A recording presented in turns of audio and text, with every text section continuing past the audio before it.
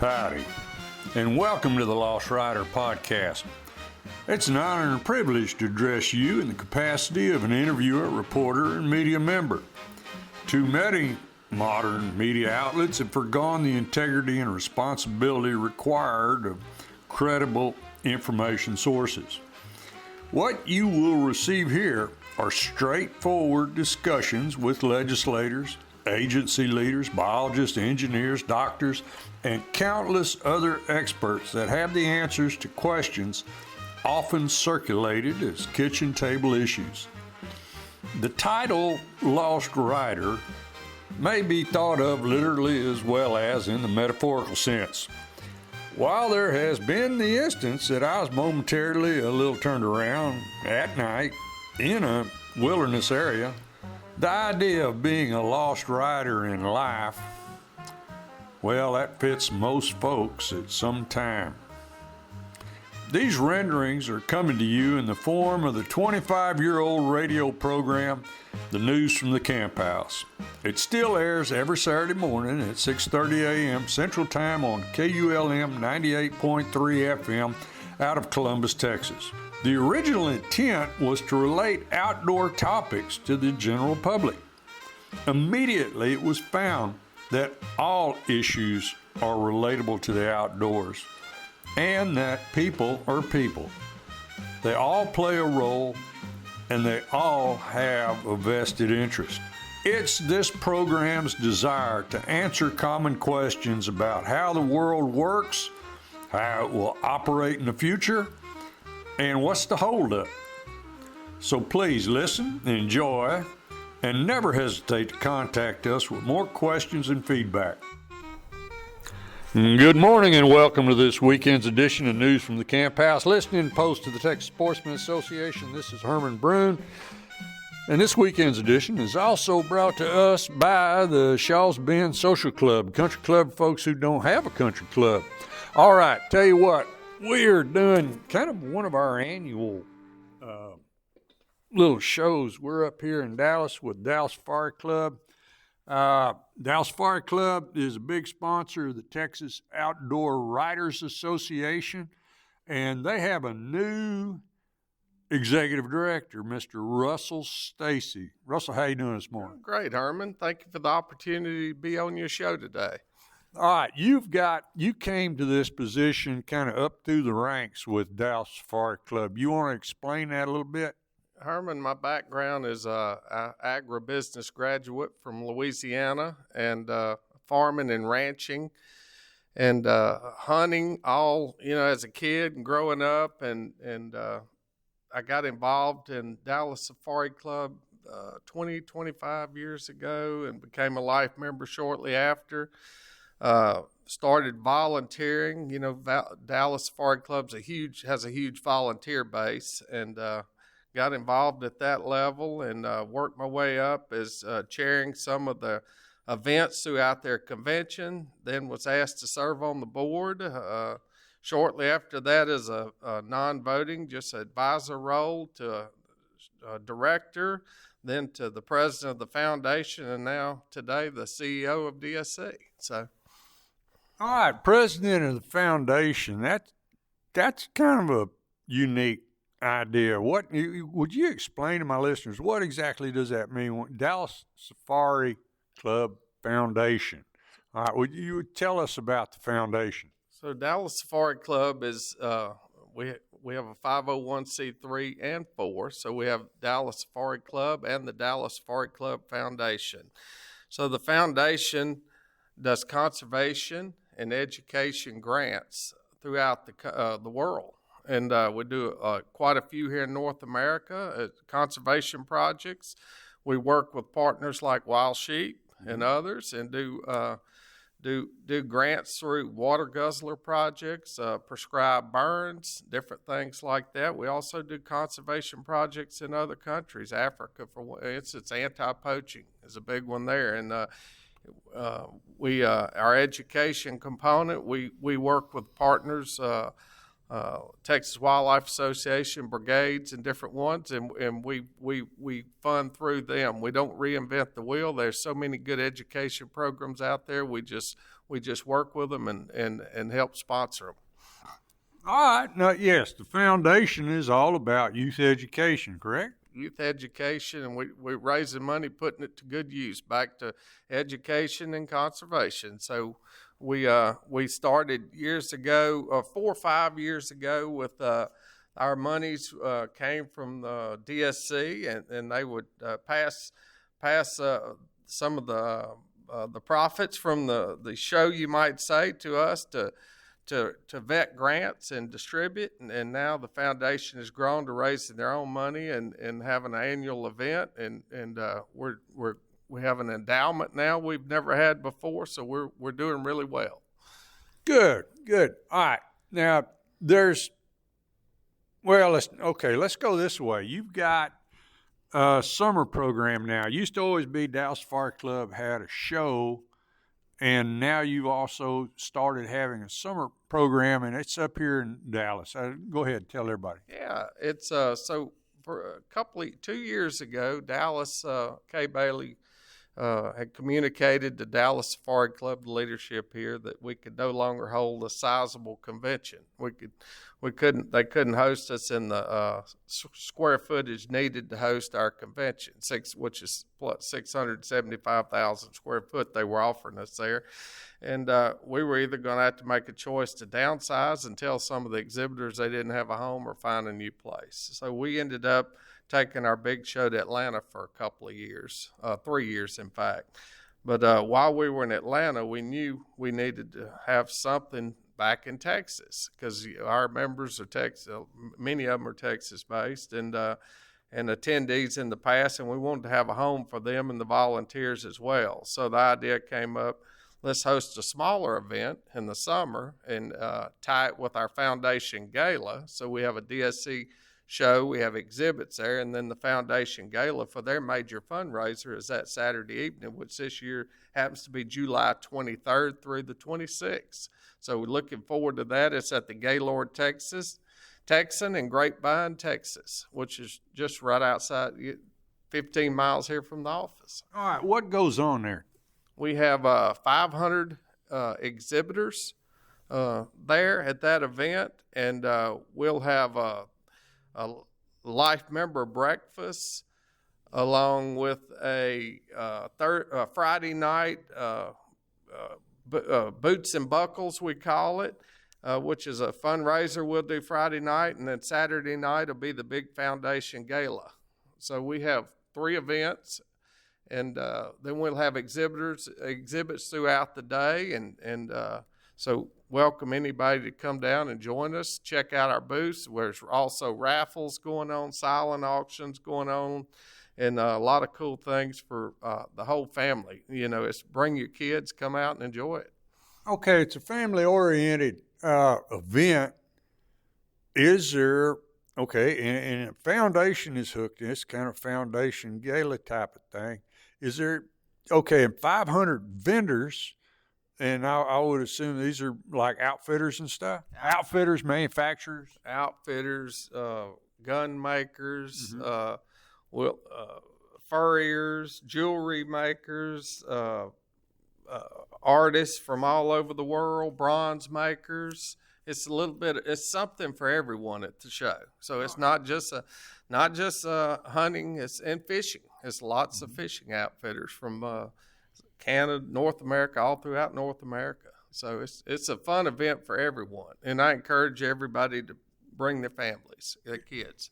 Is this an opportunity? What do you see? What kind of demographics do you see in your crowd? I mean, is this an opportunity to make a little break, be able to expand on the choir that we normally preach to?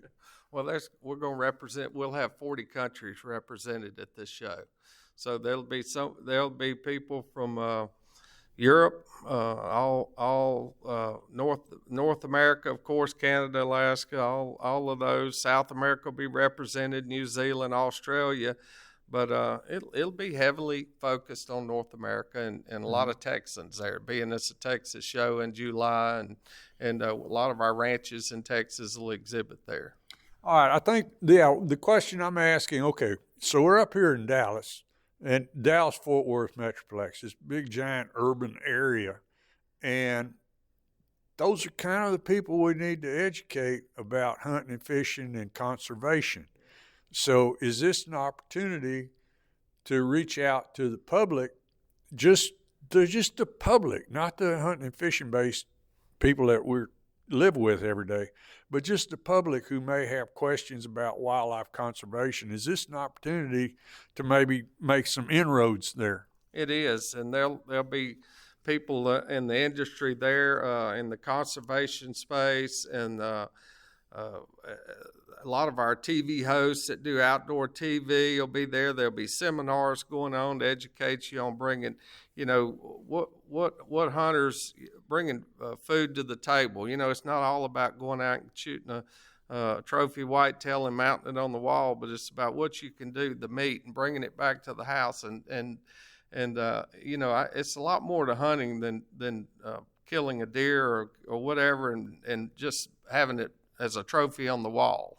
So we need to educate people that that's not what it's all about, and that's our number one.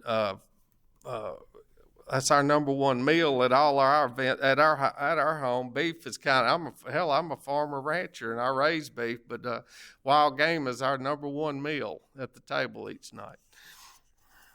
All right. Okay. Now, and this is, how many years have y'all been doing the expo? We've been doing the expo for 46 years. The summer show is new to us. This will be our second year.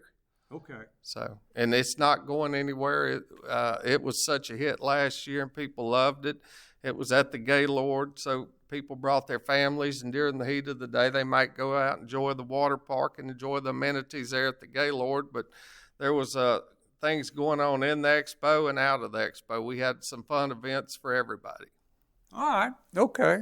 All right. No, that's all good stuff. And that's coming up July the 23rd, 24th, 25th, and 26th in Grapevine at the Gaylord. Okay, everybody just got to look up at the Gaylord. If you're not from Dallas, I've heard of the Gaylord, so I know it's a really nice place. Let's take a quick break and thank the folks who let us come on here every Saturday morning. We'll be right back. Thank goodness for all the great sponsors we have here at News from the Camp House. H-E-B Food Stores. That's Stephen Tice at H-E-B. He helps me. He helps the community. He's a great man. I'm so thankful H-E-B loosened him up, lets him go around and sponsor a few things.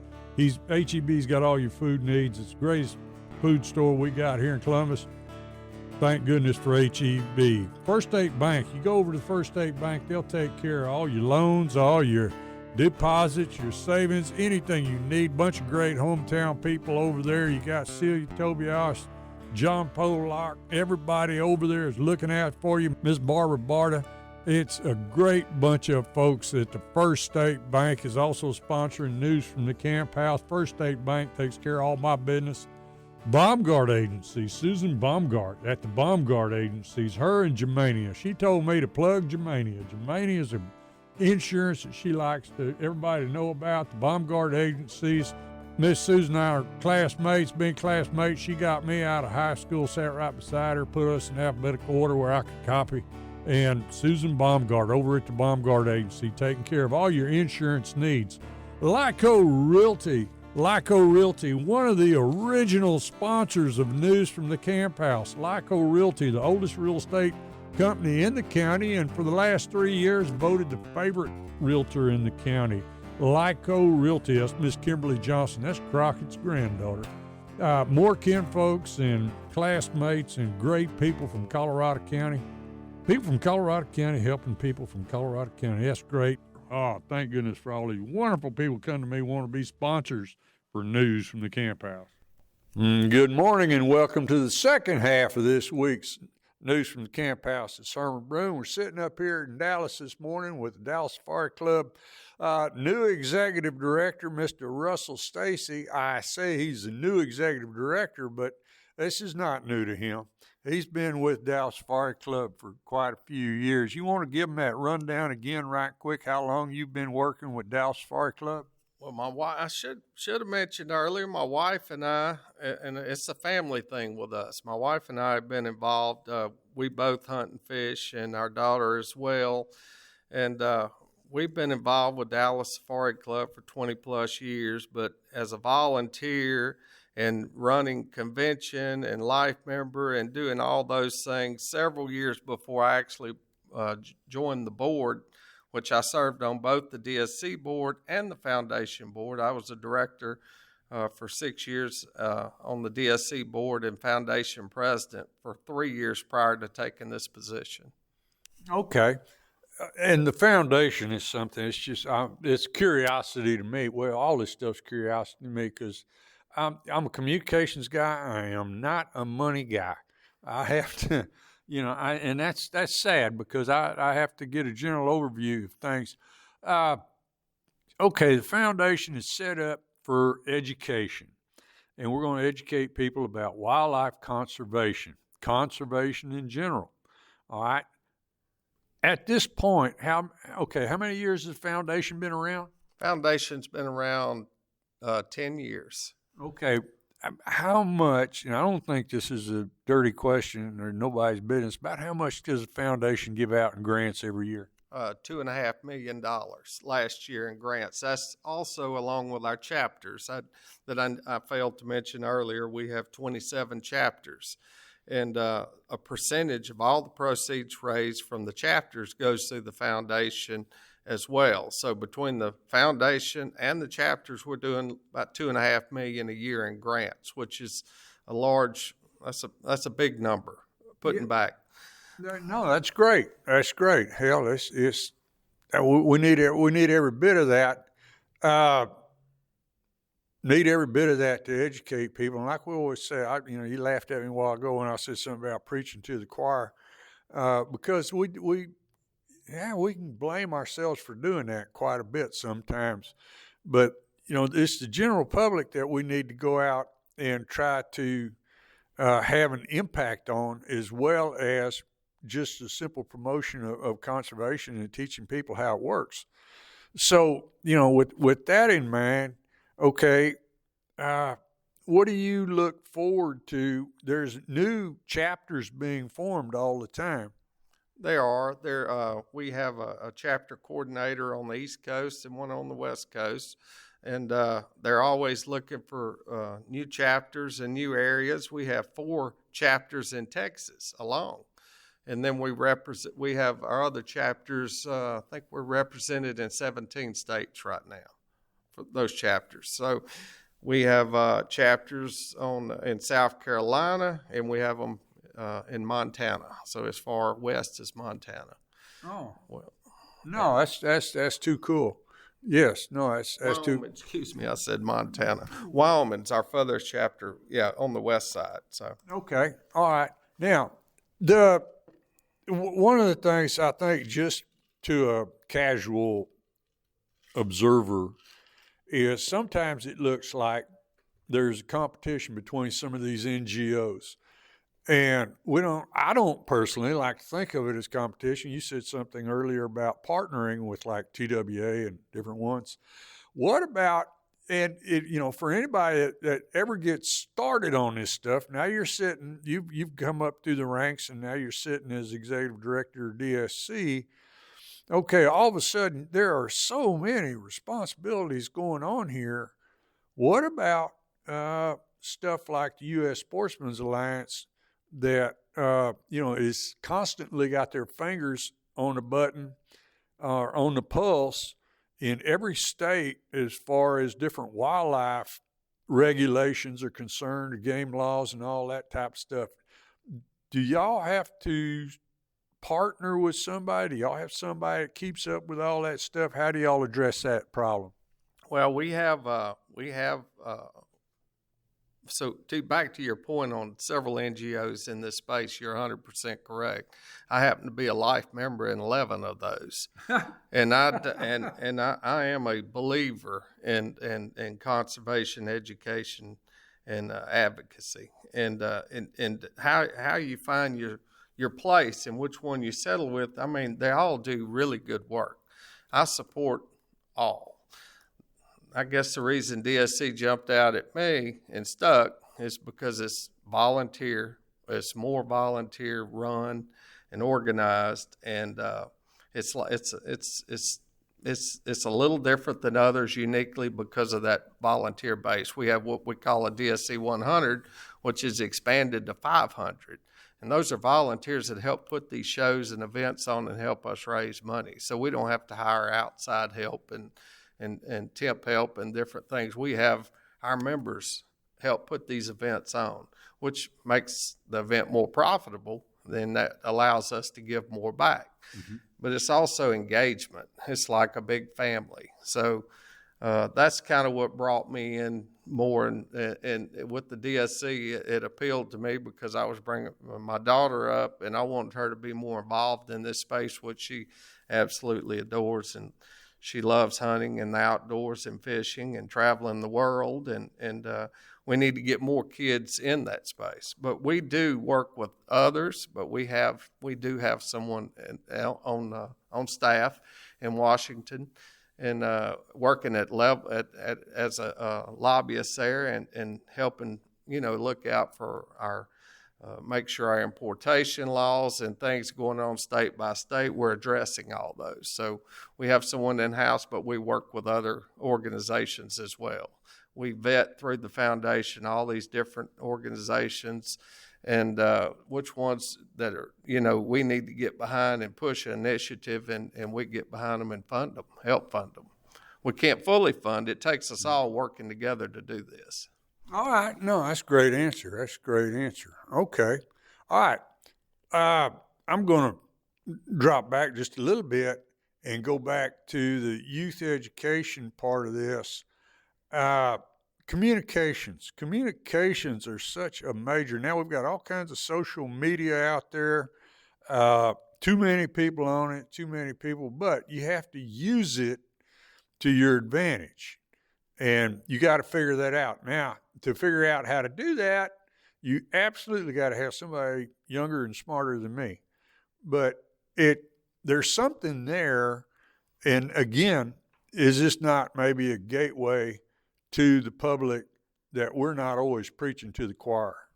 Well, you're right about the social media. I'm not a big social media. I'm more of a sit down and have a conversation person. But we have to have that in this space we live in, this world we live in today. We have two employees here that daily work on building posts out and sharing, because that's the best way to get our message out now in the world we live today. People are all engaged in it. So, and our youth especially. So if we're trying to target that youth market, there's really not but one way to do it, and that's through the social media, through the phone, because as you know, most of them can't set a phone down. So, but so we do work through those channels with the staff here on and targeting those different markets, whether it's Facebook, TikTok, all those.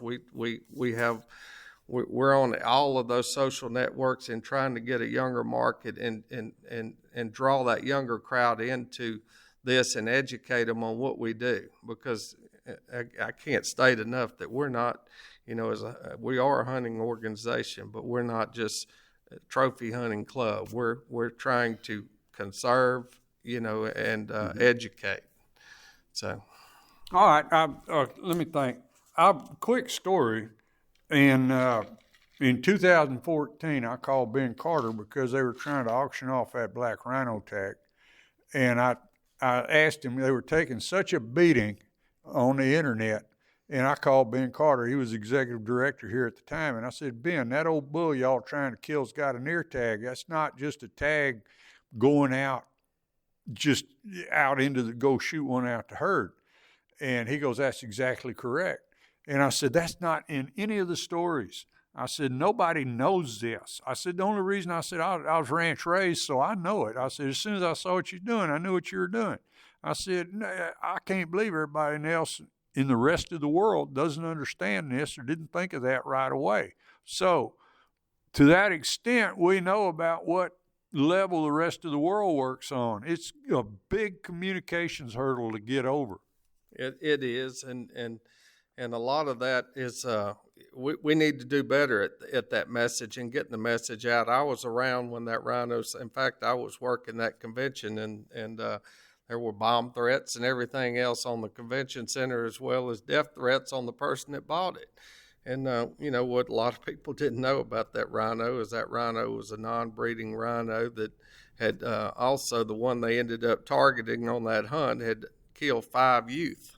Mm-hmm. So that money all went back into the rhino conservation. It didn't go in the profit of DSC. It didn't go into the profit of an outfitter. It all went back to the conserving of the rhino. So by taking that old bull, that aggressive bull and non-breeder, they actually, saved other rhinos in the process. So, but it's just, it's on us. We need to do a better job of messaging that and educating people of what we do and why we do it. So, right. Well, this thing at the Gaylord, that is a big step, I think. I believe that. I think that's a great step. So anyway. All right. Well, you got people working social media. Y'all are doing a big job at conservation. Russell, we want to thank you. And thanks for being with us this morning. Thank you, Herman, for having me on your show today. All right, folks. I hope you learned something this morning. Good interview. Now, this weekend's edition was also brought to us by the Shaw's Bend Social Club, country club folks who don't have a country club. Go out, have a big weekend, have lots of fun, be safe. And y'all just remember, pretty much any day is sure a good day to be out in the woods.